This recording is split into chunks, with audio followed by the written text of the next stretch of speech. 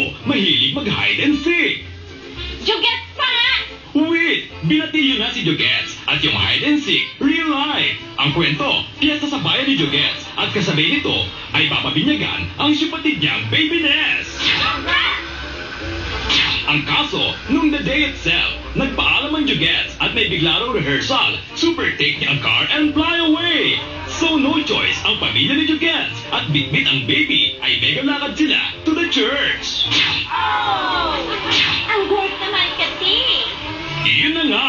Kaso, may naka-find out na wala naman palang rehearsal that day si Jugets. Kuti-kuti! What? Yun pala, bukod sa binyagan, pinilit siya ng isang organizer na sumama sa parada para sa piyesta. I don't like it. Escape na lang din. At para makaiwas lang, dinala niya ang kotse to the city at nagmalling. Kaso, may nakakita. Huli ka!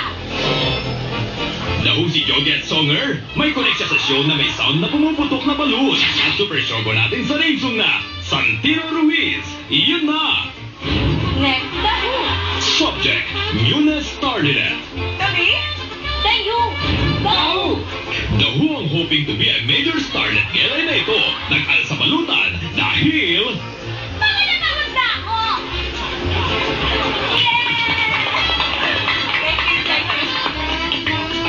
ang kwento, fly away at rent ever ng solo condo si Starlet para matakasan ang pamilya niyang Putek! Oo, putek! buong pamilya na raw ni Starlet ay nakasahod sa kanya from the parientes to her siblings. As in, maski alam nilang umaga na nakauwi from taping, ginigising pa rin ito para hinga ng the thrills. Making the drill!